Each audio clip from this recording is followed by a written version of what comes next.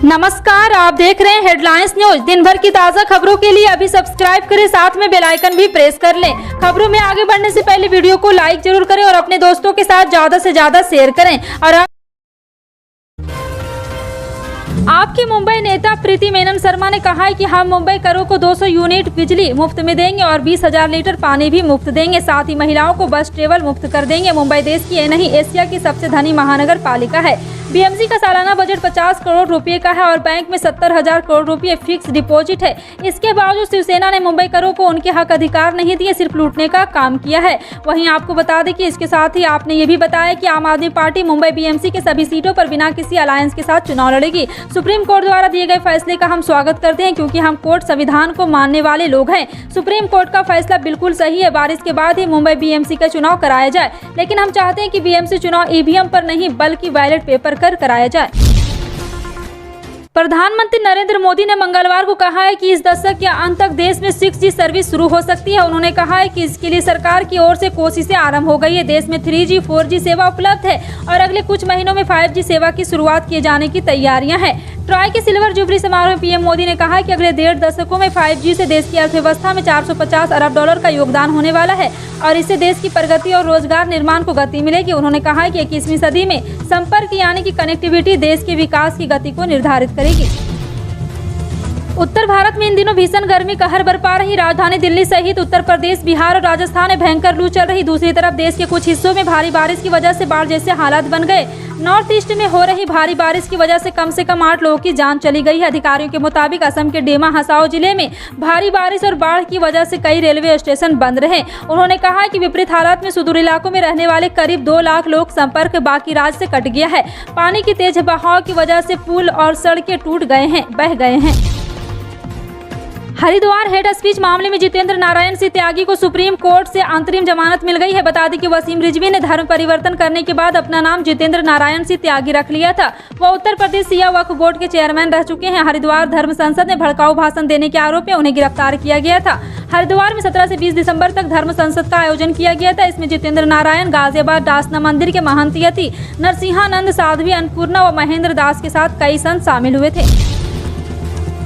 केंद्र सरकार ने मंगलवार को गेहूं के निर्यात पर लगे बैन में कुछ ढील देने की घोषणा की। इसमें कहा गया है कि जहां कहीं भी गेहूं के खेप को जांच के लिए सीमा शुल्क विभाग को सौंप दिया गया है और 13 मई को या उससे पहले उनके सिस्टम में उन खेपों का पंजीकृत कर लिया गया, उन्हें निर्यात के लिए अनुमति दी जाएगी। वाणिज्य एवं उद्योग मंत्रालय ने कहा कि यह निर्णय लिया गया है कि जहाँ कहीं भी गेहूँ की खेप को जाँच के लिए सीमा शुल्क सौंप गया है और 13.5 अर्कों या उससे पहले उनके सिस्टम में पंजीकृत किया गया है, ऐसे खेपों को निर्यात करने की अनुमति दी जाएगी।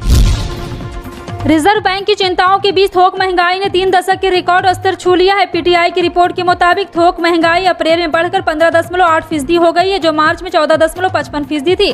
आपको बता दें कि अप्रैल 2021 से लगातार थोक महंगाई दहाई अंक में बनी हुई है। अप्रैल में खाद्य वस्तुओं की मुद्रास्फीति 8.35% रही, जो मार्च में 8.6% है। नियमित टीकाकरण कार्यक्रम के तहत 10 से 16 वर्ष के किशोर किशोरियों को टीडी वैक्सीन की 2 खुराक से आच्छादित किए जाने के संबंध में स्वास्थ्य विभाग ने जरूरी निर्देश दिए हैं। निर्देश में टेटनस व डिप्थेरिया जैसे गंभीर रोगों से बचाव के लिए किशोर किशोरियों को टीडी वैक्सीन की 2 खुराक से अच्छादान अपेक्षा अनुरूप नहीं होने को लेकर इसे सुदृढ़ किए जाने के लिए कहा गया है। और जिला प्रतिरक्षण पदाधिकारी डॉक्टर देवेंद्र कुमार ने बताया कि राज्य स्वास्थ्य समिति के प्राप्त दिशा निर्देश के आलोक में राष्ट्रीय बाल स्वास्थ्य कार्यक्रम के तहत सभी विद्यालयों में बच्चों की स्वास्थ्य की जांच की जाती है। मुख्यमंत्री भूपेश बघेल के निर्देश के अनुसार राजीव गांधी किसान न्याय योजना के तहत किसानों के खाते में राशि अंतरण के लिए इस वर्ष 21 मई को सभी जिला मुख्यालयों में कार्यक्रम आयोजित किए जाएंगे। राज्य शासन द्वारा जिला मुख्यालय में आयोजित होने वाले कार्यक्रम के लिए मुख्य अतिथि अधिकृत किए गए। छत्तीसगढ़ सरकार के मंत्री, विधायक, निगम मंडल और आयोग के अध्यक्ष जिला स्तरीय कार्यक्रम के मुख्य अतिथि होंगे। जिले के सभी विधायक तथा जनप्रतिनिधि इस कार्यक्रम में शामिल होंगे। 1700 करोड़ रुपए किसानों के खाते में अंतरिम किए जाएंगे। सेना में बंद पड़ी भर्ती को शुरू करने की मांग को लेकर युवाओं ने सोमवार को स्टूडेंट फेडरेशन ऑफ इंडिया और अखिल भारतीय नौजवान सभा के संयुक्त आह्वान पर युवाओं ने फतेहाबाद में जिला मुख्यालय पर रोष प्रदर्शन किया। इन युवाओं ने उपायुक्त के माध्यम से राष्ट्रपति को ज्ञापन भेजकर सेना भर्ती तुरंत बहाल करने की मांग की। प्रदर्शन की अध्यक्षता जिला प्रधान प्रमोद ढिंगसरा व नरेंद्र मुथन ने की। इस अवसर पर पवन, अमित, अमन मोंगा, शहनवाज सहित काफी संख्या में युवा मौजूद रहे। देश में बढ़ती महंगाई से लोग बेहाल है। होलसेल महंगाई में 9 सालों के उच्चतम स्तर पर जा पहुंचा है। कांग्रेस नेता राहुल गांधी ने एक बार फिर मोदी सरकार को घेरा है। उन्होंने ट्वीट कर कहा है कि जनता के कई मुद्दे हैं। महंगाई बीजेपी का मुद्दा, दंगा, तानाशाही, देश को आगे बढ़ाना है तो बीजेपी की नकारात्मक सोच और नफरत की राजनीति को हराना है। जी हां, आओ मिलकर भारत जोड़ो का नारा भी दिया। इससे पहले राजस्थान के उदयपुर में कांग्रेस चिंतन शिविर में अपने संबोधन के दौरान राहुल गांधी ने कहा था कि हमारी लड़ाई विचारधारा की लड़ाई है, जनता के साथ खड़े होने की लड़ाई है। गौरतलब है कि फरवरी 2022 में थोक मूल्य सूचकांक आधारित महंगाई दर 13.11% रहा था। देश में कोरोना के मामलों में बड़ी गिरावट दर्ज की गई है। स्वास्थ्य मंत्रालय ने बताया कि बीते 24 घंटे में कोरोना के 1569 मामले सामने आए हैं, यानी कि सोमवार के मुकाबले कोरोना के मामलों में करीब 28% की कमी दर्ज की गई है। बता दें कि सोमवार को देश भर में कोरोना के कुल 2202 मामले थे। मंत्रालय ने बताया कि 24 घंटे में कोरोना से 19 लोगों की मौत हो गई है। 1400 रुपये में अब आप लखनऊ मेट्रो से 30 दिनों तक अनलिमिटेड यात्रा कर सकते हैं। उत्तर प्रदेश के मुख्य सचिव दुर्गा शंकर मिश्र ने सुपर सेवर कार्ड की आज शुरुआत कर दी है। इस दौरान UAMCRC के MD कुमार केशव ने कहा है कि सुपर सेवर कार्ड से यात्रियों के लिए सफर किफायती और सुगम होगा। बैगनी रंग की इस नए सुपर सेवर कार्ड से सिर्फ 1400 रुपये में 30 दिनों तक लखनऊ मेट्रो में यात्री असीमित यात्रा का फायदा उठा सकते हैं। कार्ड की कीमत 1500 है, जिसमें 100 रुपये रिफंडेबल है। Super saver card metro station के टिकट काउंटर पर मिलेगी। इस कार्ड को किसी भी मेट्रो स्टेशन के टिकट काउंटर या वेंडिंग मशीन से रिचार्ज कर सकते हैं। आंध्र प्रदेश में सत्तारूढ़ पार्टी YSR कांग्रेस ने इसमें राज्य से राज्यसभा की 4 सीटों के लिए 10 जून को होने वाले द्विवार्षिक चुनाव के लिए मंगलवार को 4 उम्मीदवारों की घोषणा कर दी है। उनमें 2 उम्मीदवार पड़ोसी राज्य तेलंगाना से है। YSR के अध्यक्ष एवं मुख्यमंत्री YS जगनमोहन रेड्डी ने वकील N निरंजन रेड्डी और BC वेलफेयर एसोसिएशन के अध्यक्ष और कृष्णा को पार्टी से राज्यसभा की 2 सीटों के लिए चुनाव मैदान में उतारा है। पार्टी ने इन 2 सीटों के लिए तेलंगाना के स्थानीय नेताओं की अनदेखी की है। ये दोनों तेलंगाना से आते हैं। इत्तेहादी मिल्लत काउंसिल के राष्ट्रीय अध्यक्ष मौलाना तौकीर ने मंगलवार को एक बार फिर केंद्र सरकार पर बरसे हैं। उन्होंने वाराणसी की ज्ञानवापी मस्जिद मसले पर बोलते हुए कहा कि सरकार को फाउंटेन और शिवलिंग में अंतर समझ नहीं आता है। दुनिया जानती है कि बाबरी मस्जिद का फैसला झूठा हुआ था। ज्ञानवापी मसले में कानून का मजाक बनाया जा रहा है। फव्वारे को शिवलिंग बता रहे हैं। मोहल्ला सौदागरगंज स्थित अपने आवास पर प्रेस कॉन्फ्रेंस करते हुए कहा कि ज्ञानवापी के सिलसिले में मैं हिंदू भाइयों से कहना चाहूँगा कि आपके धर्म का किस तरह से मजाक उड़ा रहे हैं। इन्हें फाउंटेन और शिवलिंग में अंतर समझ नहीं आता है। पीएम किसान सम्मान निधि के लाभार्थियों को सरकार एक और बड़ा फायदा दे रही है। पीएम किसान योजना के तहत 6000 रुपये सालाना के साथ अब हर महीने 3000 रुपये मिलेंगे। इसमें आपको अलग से कोई खास दस्तावेज भी नहीं देना होगा। अगर आप भी इस योजना का फायदा उठाना चाहते हैं तो इनके नियम और शर्तें जरूर जान लें। दरअसल पीएम किसान मानधन योजना के अंतर्गत किसानों को हर महीने पेंशन दी जाती है। इसके तहत 60 साल की उम्र के बाद हर महीने 3000 रुपये यानी कि साल के 36,000 रुपये किसानों को पेंशन के रूप में दी जाती है।